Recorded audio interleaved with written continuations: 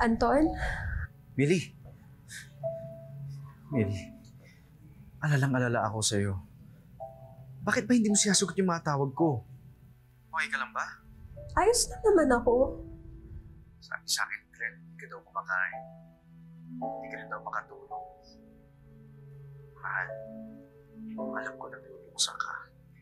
Ako rin naman eh. Pero pwede naman tayong sana magkasama.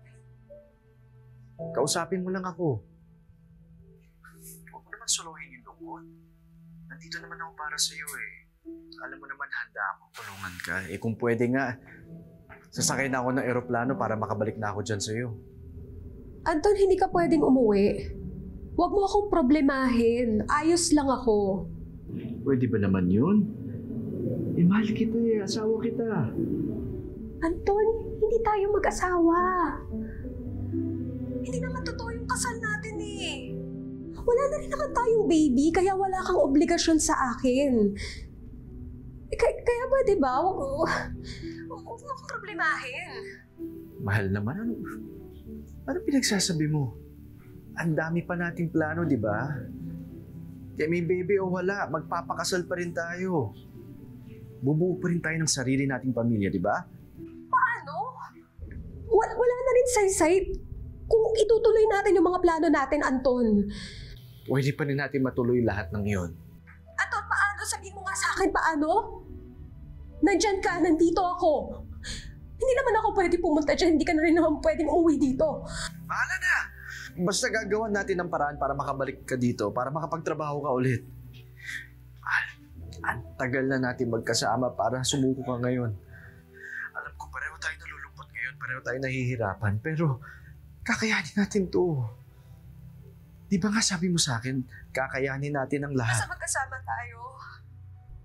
Pero paano, Anton? Imposible na yun mangyari. Kaya pwede ba maghiwalay na lang tayo?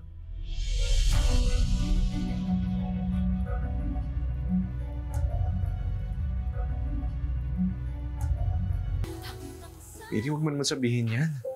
Anton, sa totoo lang, alam mo, nahihirapan na din ako eh. Ayoko na rin ng ganito. Kaya please lang, maghiwalay na tayo. Mili. Mili. Mili.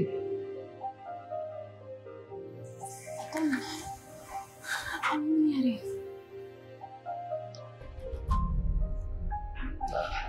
Nakipag-iwalay sa akin si Mili. It's okay. Nandito lang ako. Trabaho lang ako.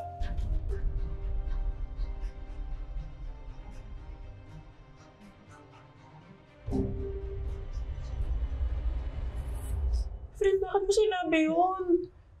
Bakit ka nakipag-iwalay kay Anton? Mas mabuti na yung ganito. Huwag na namin patagalin pa yung relasyon natin. Ang ganda ng buhay niya doon, ang ganda ng trabaho niya, ang ganda ng future niya. Samantalang ako, sira na yung kinabukasan ko, hindi na rin ako pwede pumunta doon. Kaya, mas mabuti na to. Maghiwalay na kami. Aking pangako hanggang sa dulo, kakapit pa rin at pipiliin ka. Pangako hanggang sa dulo, lalaban tayo ng magkakaroon.